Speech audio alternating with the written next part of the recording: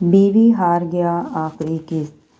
اب میں نے یہ معلوم کرنا تھا کہ کومل کماری کا ایسا دوسرا عاشق کون ہے اور اس کے لیے مجھے کومل کماری سے ملنا تھا۔ دوسری طرف ابھی تک جوہر علی کا کیس کسی کروٹ نہیں بیٹھا تھا کہ یہ نیا قتل میرے گلے پڑ گیا تھا۔ میں نے ASI کو جوہر علی کے متعلق کچھ ہدایات دے کر جوہر علی کا کیس اس کے حوالے کر دیا۔ اس کے باوجود مجھے دونوں کیسوں کی طرف دھیان رکھنا تھا۔ دیا رام کی پوسٹ رپورٹ آ گئی تھی۔ اس میں لکھا تھا کہ چاقو یا خنجر کا گہرا وار دل تک چلا گیا تھا۔ اس سے دل کٹ گیا تھا۔ جسم پر اور کسی قسم کی ضرب کا نشان نہیں تھا۔ دل کا یہی زخم موت کا باعث بنا تھا۔ موت کا وقت 2:30-3 بجے کے لگ بھگ لکھا تھا۔ میں نے اگلے دن شہر جا کر کومل کماری سے ملنے کا ارادہ کر لیا۔ دوسرے دن تھانے میں آ کر چند ضروری کام نپٹائے اور پھر ایک کانسٹیبل کو لے کر شہر چلا گیا۔ وہاں جا کر متعلقہ علاقے کے تھانے دار سے ملا۔ یہ ایک ہندو تھانے دار تھا۔ بڑا محنتی تھا، لیکن اس میں ایک خرابی تھی کہ جہاں موقع ملتا رشوت لینے سے نہیں چوکتا تھا۔ میں نے اسے اپنا کام بتایا تو اس نے اسی وقت اپنے سکھ ASI کو میری مدد کے لیے میرے ساتھ کر دیا۔ اس سکھ ASI کا نام ترلوک سنگھ تھا۔ ترلوک سنگھ کی شکل اور بات کرنے کے انداز سے ظاہر ہوتا تھا کہ وہ ایک اجڑ اور وحشی قسم کا انسان ہے اور تھانے میں آنے والے ملزموں کے لیے کسی جلاد سے کم نہیں ہوگا۔ میں ترلوک سنگھ کی رہنمائی میں اس علاقے میں پہنچ گیا جہاں کے دن سوتے اور راتیں جاگتی تھیں۔ دن کے 11 بجنے کا وقت تھا اور وہاں پر ایسی خاموشی تھی جیسے سب مر گئے ہوں۔ ترلوک سنگھ کے ساتھ میں کومل کماری کے کوٹھے پر پہنچ گیا۔ ترلوک سنگھ نے آگے بڑھ کر کسی کو نام لے کر آواز دی، لیکن کوئی باہر نہیں آیا۔ ترلوک سنگھ نے زوردار آواز میں دروازہ بجایا اور گلا پھاڑ کر آواز لگائی تو کچھ دیر بعد ایک پہلوان نما نوجوان آنکھیں ملتا ہوا باہر آیا۔ باوردی پولیس کو دیکھ کر وہ چونک گیا اور گھبرا کر ہاتھ ماتھے پر رکھ کر سلام کیا اور اندر لے جا کر ایک سجے سجائے کمرے میں بٹھا دیا۔ اس نے چائے پانی کے لیے پوچھا، میں نے منع کر دیا۔ اس پہلوان نے ترلوک سنگھ کی طرف دیکھا اور بولا، حکم کریں سردار جی۔ ترلوک سنگھ نے رعب سے کہا کہ کومل کماری کو بلاؤ، صاحب نے کچھ پوچھ گچھ کرنی ہے۔ اس پہلوان نے کہا، باجی تو ابھی سو رہی ہیں۔ ترلوک سنگھ نے ایک ننگی گالی دے کر کہا کہ اوئے اٹھاؤ اس گشتی کو، ہم سرکاری کام سے آئے ہیں، کوئی تمہارے باپ کے نوکر نہیں ہیں کہ اس کام کے اٹھنے کا انتظار کریں۔ وہ پہلوان کان دبا کر فوراً بھاگ گیا۔ تھوڑی دیر بعد وہ آیا اور بتایا کہ باجی کو اٹھا دیا ہے، تھوڑا انتظار کر لیں، وہ تیار ہو کر ابھی آتی ہے۔ پہلوان کی بات سن کر ترلوک سنگھ کا پارا چڑھ گیا اور وہ اس پہلوان کو ننگی گالیاں بکنے لگا۔ ترلوک سنگھ نے کہا کہ ہم خود جا کر کومل کماری کے کمرے میں جائیں گے اور تفتیش کریں گے۔ مجرا سننے کے لیے نہیں آئے کہ وہ تیار ہو کر آئے گی۔ پہلوان پریشان ہو کر ترلوک سنگھ کا منہ تکنے لگا اور پھر اندرونی حصے میں چلا گیا۔ تھوڑی دیر کے بعد آ کر کہنے لگا کہ اندر آ جائیں۔ ہم اس کے رہنمائی میں چلتے ہوئے ایک کمرے میں پہنچ گئے۔ بڑی خوبصورتی سے سجا ہوا کمرہ تھا۔ کومل کماری نے ماتھے تک ہاتھ لے جا کر اور تھوڑا سا جھک کر ہمیں سلام کیا۔ کومل کماری میری توقعات کے برعکس نکلی۔ میرا خیال تھا کہ وہ کوئی نوجوان لڑکی ہوگی جس پر دیا رام مر مٹا تھا، لیکن وہ میرے اندازے کے مطابق 26-27 سال کی تھی اور ویسے بھی کومل کماری اس وقت بغیر میک اپ کے تھی۔ کومل کماری نے ہم سے چائے پانی کا پوچھا مگر میں نے انکار کر دیا۔ پھر اس نے پوچھا کہ وہ ہماری کیا خدمت کر سکتی ہے۔ میں نے اس سے کہا کہ اس کے پاس دیا رام نام کا ایک نوجوان آتا تھا، اس کے پاس بات کرنے آیا ہوں۔ کومل کماری نے کہا، ہاں وہ بڑا ہی پیارا لڑکا ہے، لیکن کچھ دنوں سے وہ نہیں آیا۔ میں نے پوچھا، یہ بتاؤ کہ وہ تمہارا باقاعدہ گاہک تھا؟ کومل کماری نے چونک کر کہا، ایسا نہ کہیں سرکار، وہ میرے لیے گاہک نہیں تھا، وہ تو کم سن اور ناسمجھ ہے۔ میں نے کہا، واقعی وہ کم سن اور ناسمجھ تھا، مگر تم نے اسے اپنے ناز و انداز سے پھانس رکھا تھا۔ وہ تڑپ سی گئی اور کہنے لگی، آپ دیا رام کے لیے تھا کا لفظ کیوں استعمال کر رہے ہیں؟ میں نے جان بوجھ کر ابھی تک اسے نہیں بتایا تھا کہ دیا رام کو کسی نے قتل کر دیا ہے۔ میں کسی مناسب موقع پر یہ انکشاف کرنا چاہتا تھا۔ اب میں نے بہتر سمجھا کہ اسے اصل بات بتا دوں۔ میں نے اسے بتایا کہ دیا رام کو کل رات کسی دشمن نے قتل کر دیا ہے۔ وہ ایک دم سے لرز گئی اور ایسی آنکھوں سے مجھے دیکھنے لگی جیسے کہہ رہی ہو کہ تم جھوٹ بول رہے ہو۔ میں نے کہا کہ میں دیا رام کے قتل کی تفتیش کے سلسلے میں تمہارے پاس آیا ہوں۔ کومل کماری کی آنکھوں سے موٹے موٹے آنسو بہنے لگے، پھر وہ ہچکیاں لے کر رونے لگی۔ میں اور ترلوک سنگھ حیران ہو کر اس کا منہ دیکھنے لگے۔ یہ طوائفیں بھی تو صرف پیسے سے محبت کرتی ہیں، ان کی نظر گاہک کی جیب پر ہوتی ہے اور جیب خالی ہوتے ہی دھتکار دیتی ہیں۔ اس لیے کومل کماری کا یہ روپ ہم دونوں کے لیے نرالا اور نہ سمجھ میں آنے والا تھا۔ میرے دل میں یہ خیال آیا کہ ہو سکتا ہے کہ دیا رام اور کومل کماری ایک دوسرے سے سچی محبت کرنے لگے ہوں۔ مجھے کومل کماری پر غصہ آنے لگا کہ اس نے اپنے سے بہت چھوٹی عمر کے لڑکے کو پھانس رکھا تھا۔ میں نے غصے سے کہا کہ کومل کماری، یہ لیلا مجنو کا ڈرامہ بند کرو، دیا رام تمہارے بیٹے کی عمر کا تھا۔ کومل کماری نے روندی ہوئی آواز میں کہا، آپ نے بالکل ٹھیک کہا ہے سرکار، دیا رام میرے بیٹے کی عمر کا تھا اور میں اسے اپنا بیٹا ہی سمجھتی تھی۔ اس کی پھر ہچکی بند گئی۔ کومل کماری بار بار مجھے حیران کر رہی تھی۔ میں نے اس سے کہا کہ وہ پوری بات سنائے کہ وہ دیا رام کو گاہک کے بجائے اپنا بیٹا کیوں سمجھتی تھی، اور کیا دیا رام بھی اسے اپنی ماں سمجھتا تھا۔ کومل کماری نے کہا کہ وہ بدنصیب میرا گاہک بن کر آتا تھا اور میرے اوپر دوسروں کی طرح نوٹ پھینکتا تھا۔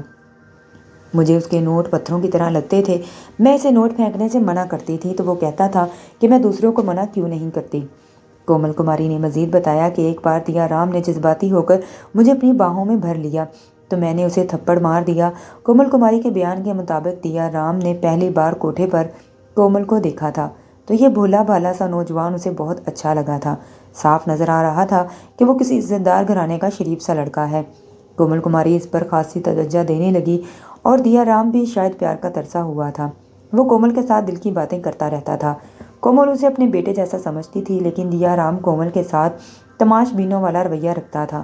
یہاں میں نے کومل کماری سے پوچھا کہ وہ دیا رام کو اپنے بیٹے کی طرح کیوں سمجھتی تھی، جبکہ وہ تو اس کے لیے ایک اچھا خاصا منافع بخش گاہک تھا۔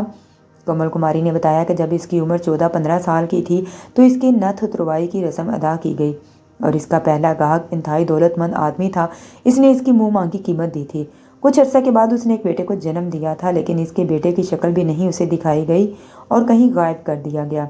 اس کا منصوبہ یہ تھا کہ ایک مرتبہ پھر اسے کنواری ظاہر کر کے کسی دولت مند سے بھاری رقم وصول کی جا سکے۔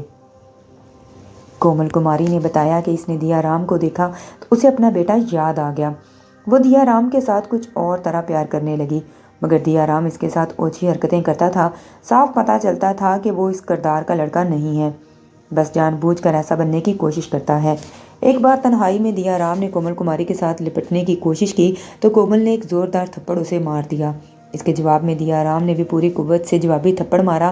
یہ مردانہ تھپڑ تھا اور اس قدر زوردار تھا کہ کومل کے منہ سے چیخ نکل گئی۔ چیخ کی آواز سن کر کومل کا پہلوان بھائی آ گیا اور وہ دیا رام کی مرمت کرنا چاہتا تھا، لیکن کومل نے اسے روک دیا۔ پھر کومل نے دیا رام سے پوچھا کہ وہ غلیظ ذہن کا آدمی تو نہیں ہے، پھر ایسی حرکتیں کیوں کرتا ہے؟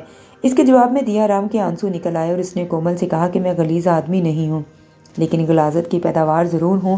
میں اپنے باپ کا نہیں ہوں، میری ماں نے مجھے چور دروازے سے پیدا کیا ہے، میرا وجود ناجائز ہے، میں حرامی ہوں، تو پھر میں کیوں نیک اور شریف بن کر رہوں؟ میں چاہتا ہوں کہ سب مجھ سے نفرت کریں، مجھے دھتکاریں۔ تمہارے کوٹھے پر بھی میں اسی وجہ سے آتا ہوں۔ کومل نے دیا رام سے پوچھا کہ اسے کس طرح یقین ہے کہ وہ ناجائز اولاد ہے، تو دیا رام نے بتایا کہ ہمارے گاؤں کا ایک آدمی اس کے باپ کی غیر موجودگی میں اس کی ماں سے ملتا تھا۔ چھوٹی عمر میں تو اسے پتہ نہ چلا کہ یہ اچھی بات ہے یا بری، لیکن جب وہ جوان ہوا تو اس بات کو سمجھنے لگا۔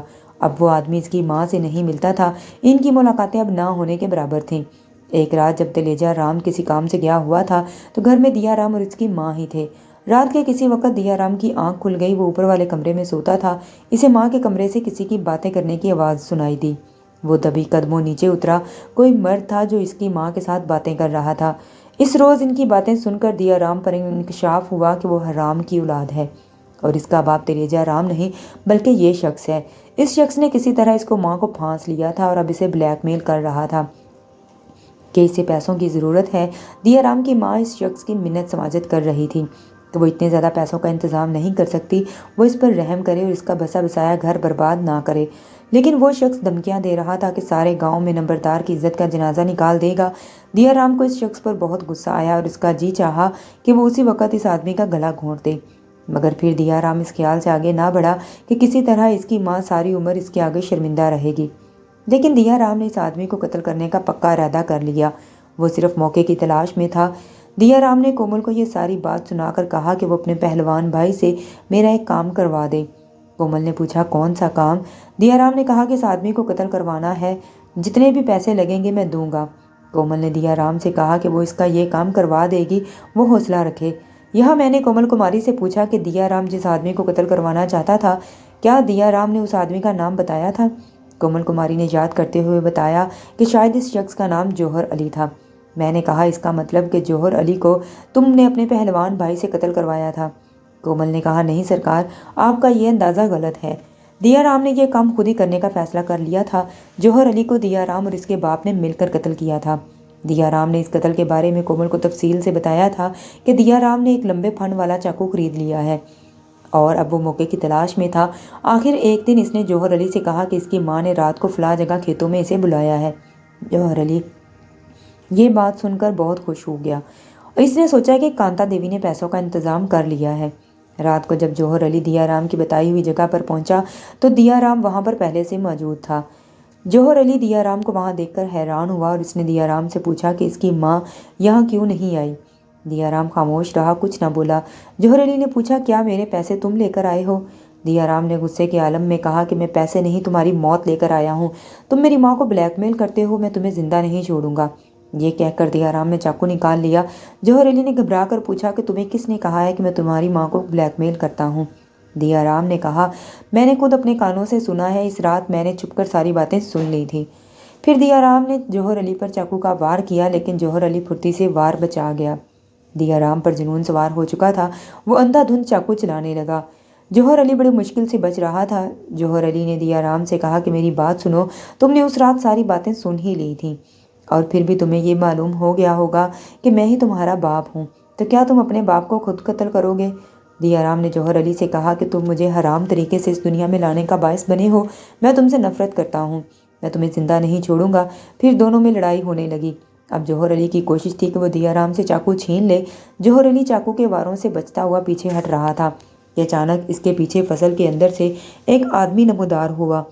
इस आदमी ने चादर लपेट रखी थी। उस आदमी ने पीछे से जौहर अली को दबोच लिया।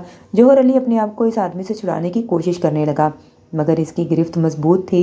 दूसरी तरफ दिया राम जुनून की हालत में था। इसने ये सोचने की बजाय कि जौहर अली को पकड़ने वाला कौन है, जौहर अली के पेट में चाकू घोंप दिया। जौहर अली के मुंह से हाय की आवाज़ निकल गई, मगर दिया राम पागल हो चुका था।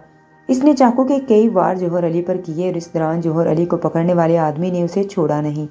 जब ज़्यादा खून बह जाने से जौहर अली पर गशी तारी होने लगी तो उस आदमी ने जौहर अली को छोड़ दिया। जौहर अली नीचे गिर पड़ा। तब दिया राम ने जौहर अली को पकड़ने वाले आदमी की तरफ देखा तो हैरान रह गया। वो इसका बाप तलेजा राम था। तलेजा राम ने दिया राम से कहा कि यहाँ से फ़ौरन निकलो, कहीं कोई हमें देख ना ले। फिर फ़ौरन ही दोनों बाप बेटा घर पहुँच गए। तलेजा राम ने बेटे से खून आलूद चाकू लेकर इसे अच्छी तरह धोकर अपने पास रख लिया। फिर दोनों ने अपने कपड़े धोए और आराम से लेट गए।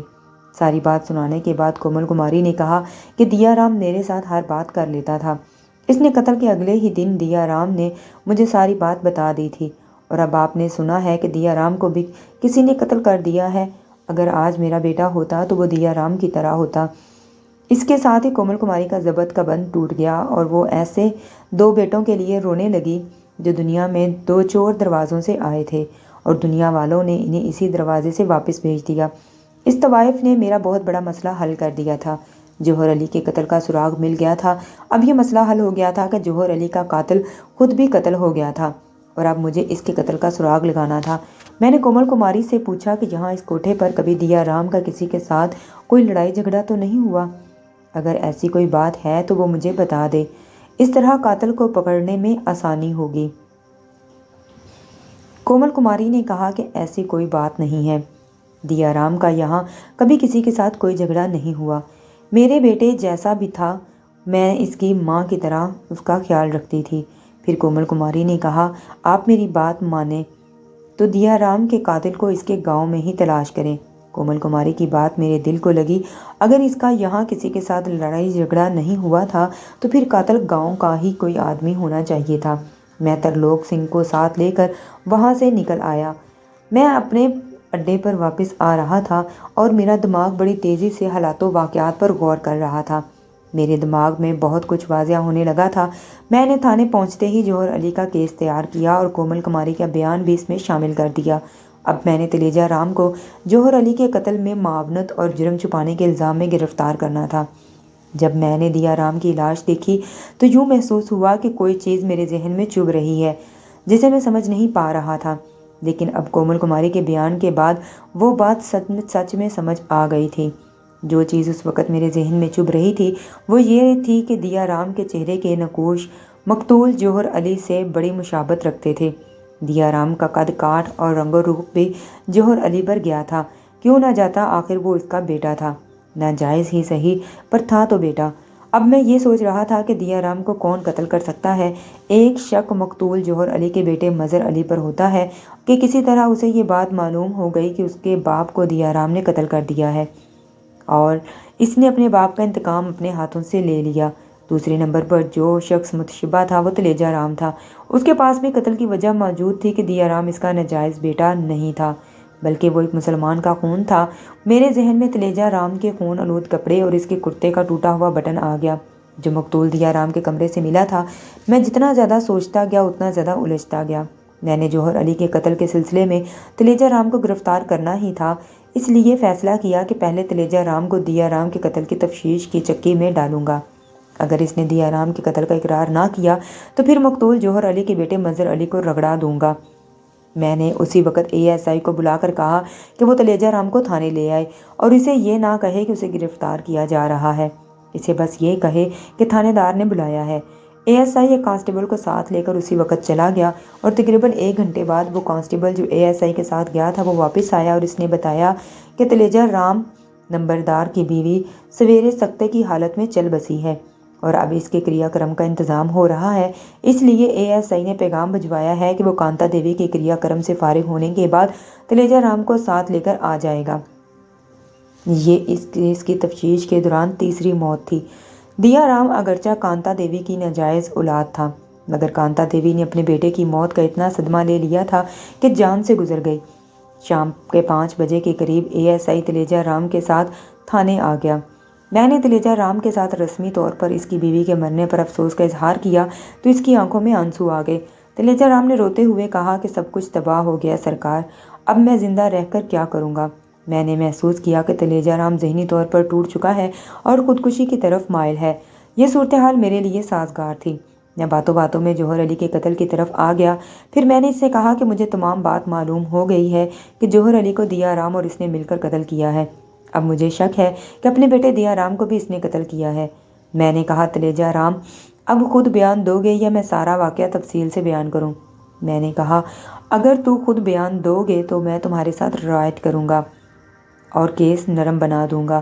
تلیجہ رام نے ٹوٹے ہوئے لہجے میں کہا کہ میں کسی قسم کی رعایت نہیں لینا چاہتا، آپ میرا ایک بیالی بیان لکھ لیں اور کہ جوہر علی کو اور دیا رام کو میں نے قتل کیا ہے، مجھے پھانسی پر لٹکا دیں۔